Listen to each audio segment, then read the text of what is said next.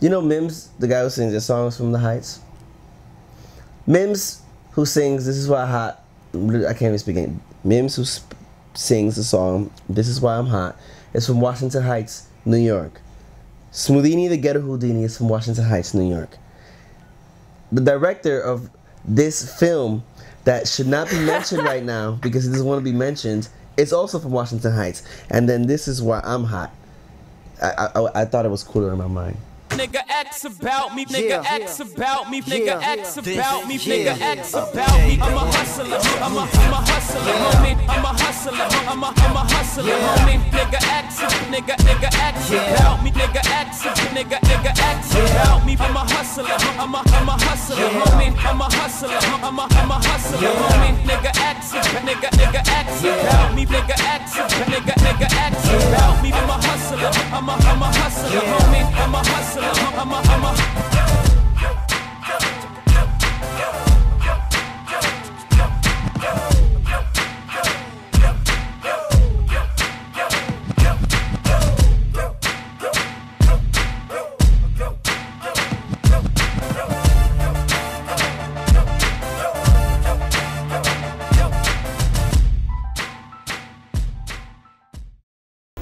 There's a magician. His name is Ice. It's a black magician. Pretty respected in the game. He has this thing that he says, you know, practice. How you practice is how you perform. Ooh. You know, so practice is very important. I try to practice as much as I can. Usually I practice as I perform on stage. Well, like when I go close up and hit the bars up, and people wonder when I have time to practice. That's my practice time. When I have a new trick, especially like a close-up trick, I don't stand in my room by myself in a corner just practicing. It's kind of like masturbating, you know what I mean? It makes no point if you have a girlfriend, right? So I go ahead and I practice in front of the audience, which is not good.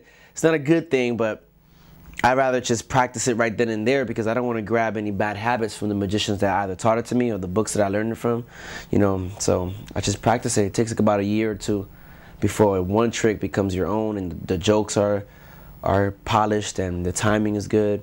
And people who see me or hang out with me a lot hear me say the same joke over and over and over and over again. And the reason I say it over is because it gets a laugh every freaking time. I got into magic very simply. I saw just crazy things in when I see magic. Make no damn sense. All right, I'm gonna show you something. Take this card, for example, the 5 of clubs, right? That thing. I know it's on TV for you. But I mean, I could do it in front of your face. And when I do it in front of your face, and if you're not magically trained, you'll be like, oh, amazing. And when you do that to a 9-year-old who has only been conscious on this planet for about 8-7 years, I mean, like actually realizing what's going on and communicating with other human beings, that is just amazing because to them, magic is real. And when you believe in magic, believe in the tooth fairy, and believe in this world that everything is possible, and here comes this person and says, hey, look, my finger comes right off. And a 9-year-old's like, whoa, relax, man. That's crazy. Do it again, right? I got into that. And then when you start reading the books and realizing the secrets are not that amazing, it takes away that innocence. But I decided, you know what? I want to make people happy. When I was younger, I wanted to be an entertainer. I wanted to be Michael Jackson. I wanted to be Eddie Murphy, you know. But I wasn't funny and I couldn't dance. So as years progressed, you know, magic was just a viable means of me doing my thing. Got good at it. And ever since then, when I saw people smile and just be so happy, I'm like, I feel like a drug dealer, you know? Like, yeah, dude, give me a couple bucks and I'll make you happy for a few minutes. And hopefully you come back for more.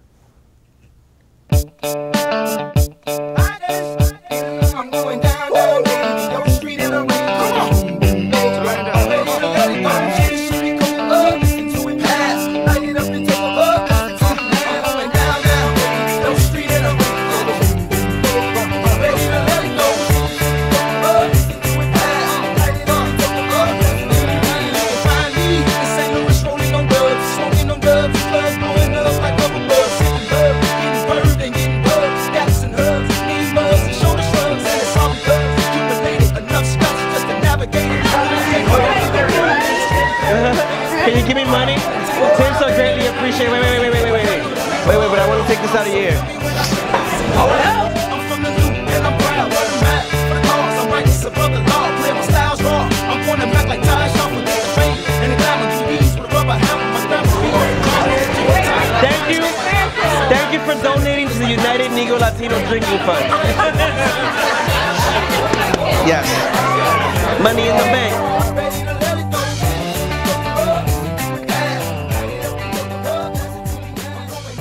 Alright, check it out. This is going to be for all of you guys right here. Look at the end. What I'm about to do right now, I don't want to chase the mic. Here you go. Right. I'm glad you paid attention here. Well, damn, I'm trying to speak. Alright, here we go. I'm going to take this end right here, and I'm going to start pulling on it. And I want everybody to concentrate on what's about to happen. Because it's really impossible, right? What I want you to do is I want you to hold that. And then you have to Put the mic back up. God damn. What's this shit? Hell yeah! All together here now. What the hell? Can you keep the mic in my lips? Thanks. I'm trying, but... I mean, you got the best view on stage.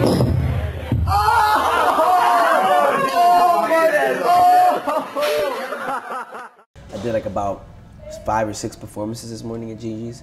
Didn't make $1. I got the skills. I'm very expensive. Problem is, nobody knows it.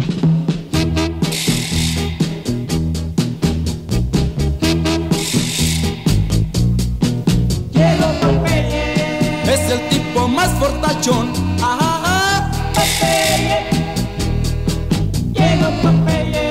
Este sí parece ciclón.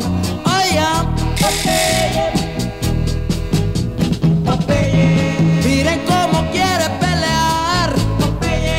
Nadie se le quiere acercar. Am I supposed to get something? And what's crazy? If I take these two, hold them, and we don't even go real tight. Say a number between 1 and 5. What is it? 6. 1 and 5, baby boy. 1 and 5. Between. Fíjense en los brazos que trae. Gravity sucks. Miren qué quijada le cae. I did a show for Signs of Life, this for the deaf community, and at the very end, they kept telling me this is Magic Man. Yo, what they were saying was I got the one part of me that, and no matter what level my life is, I'm okay. I'm complacent. I will smile. You know, even when I didn't know when I was gonna have another meal, or hoping that it wasn't gonna rain because I'm gonna be out in the elements all day. I'm happy. I'm okay because I understand that as long as I keep doing my thing, I'm gonna reach where I need to be at. You have anything special prepared? Yeah. I got a couple of things special that I haven't performed in years, and one thing that I have never performed before. So that's not good. That's not professional for a magician to be doing, but we'll see how it goes.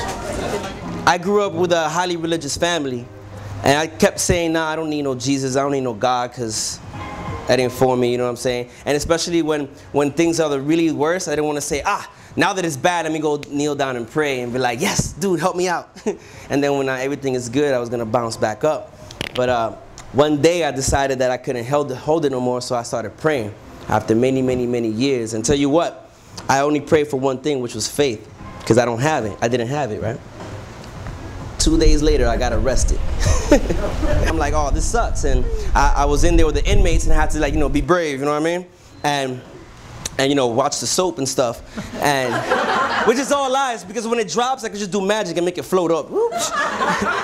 And they don't know what to expect from me. I'm skinny, I'll be slippery. I'm like, boy, you ain't getting anything around here, man. All right, so, yeah. So after I got out of jail, I was like, all right, cool, I got everything together because, I prayed for my faith for those 5 days. And when I was in jail, I was praying to Jesus. I was like, dude, just give me a reason to get my act together. 2 hours after I got out of jail, my girlfriend comes up to me and says, baby, I'm 5 weeks pregnant. So I got a reason now. And that was my little announcement tonight.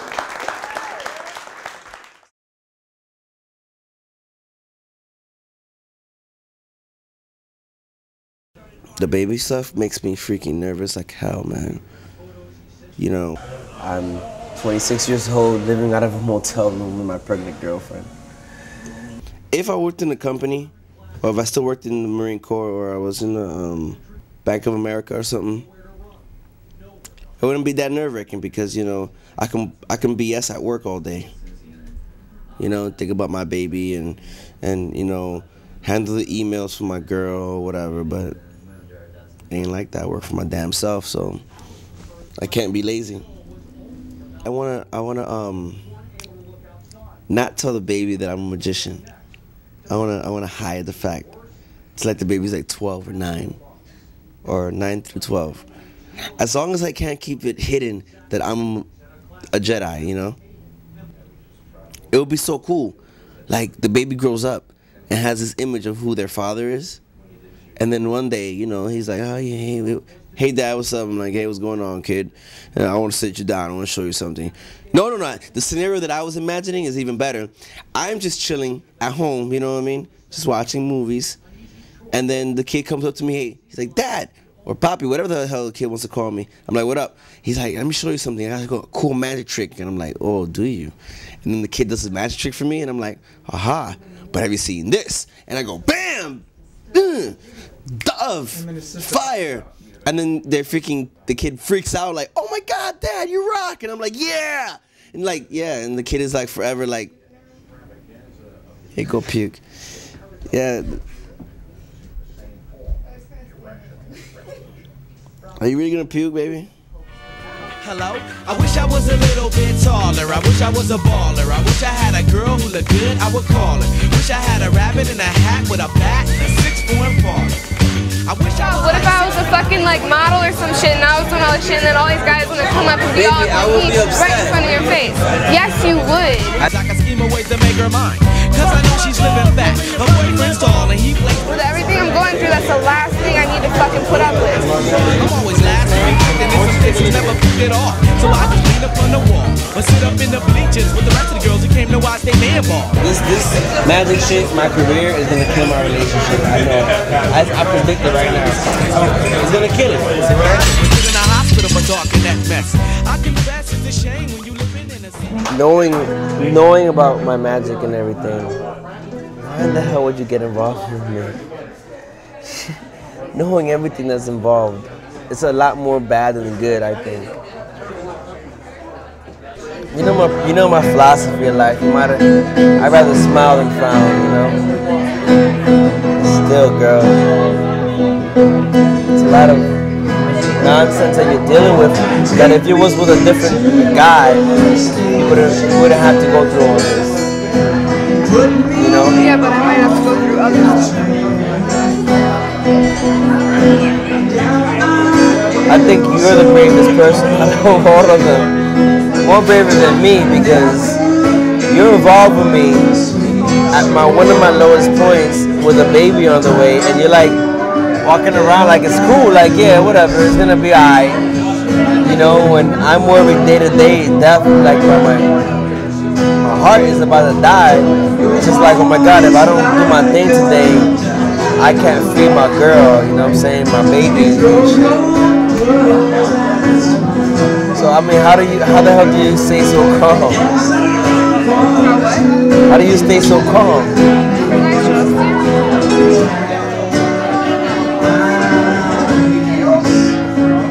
Like I have the whole time that I've been with you. If I didn't trust you, I would be freaking out. Definitely. Most likely I would have gotten an abortion.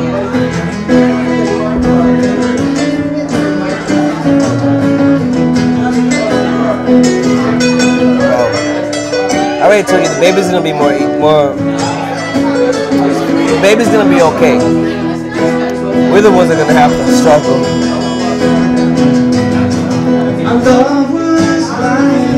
It ain't easy, man. I can't wait to not worry anymore. Cause I look at your face and you're not worried. You're not worried. I'm the only one that's worried for both of us. And it's like, she's not worried. I might as well not be worried myself. I mean, yeah, I'm worried. I'm just not to the point where, I mean, I guess it's less stress on me because I'm not the one having to go out and make sure that I bring home a certain amount of money just so we have a place to stay and eat the next day. So, if I had that on my shoulders, I think I would be good. All I have to worry about right now is my health.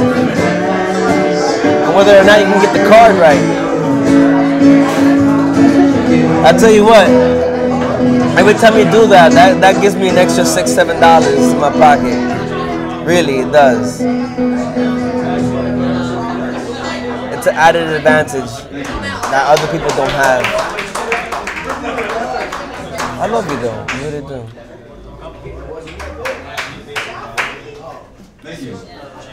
Smell good?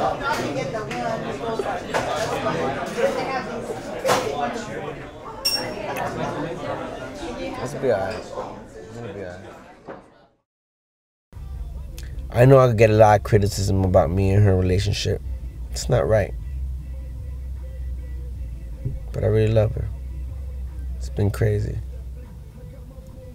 In a short amount of time, and I'm not the type of person that'll just dip into something like that.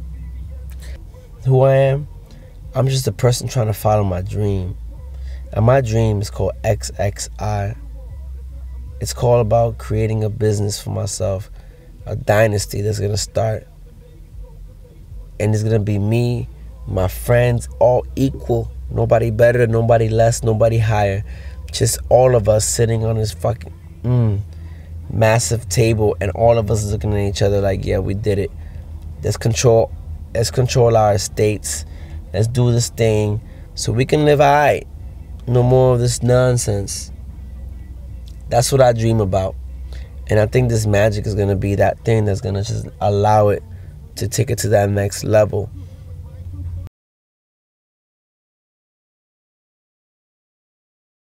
Hopefully one day, pretty soon, I'll start getting out of I'll start performing more places like this, more distinguished places that I actually could afford to hire me the right way. And I could afford to provide for my family. And I want to be 45 years old, being able to take my wife and my kids over here. Let's go to Spain tomorrow. Okay, sure, let's go. Pick up and go. You know, that's what I've been dreaming about all my life. A jet with my own name on it, for no reason.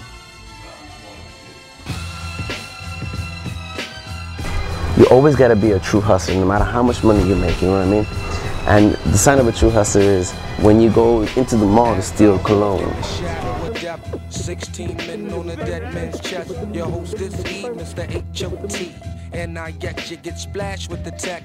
Nobody go till the guards say so. You got a second to mow, to run for the dough. Before I blow back off the map contact, you didn't know Stack could get down like that. And when I get that freedom, I yeah.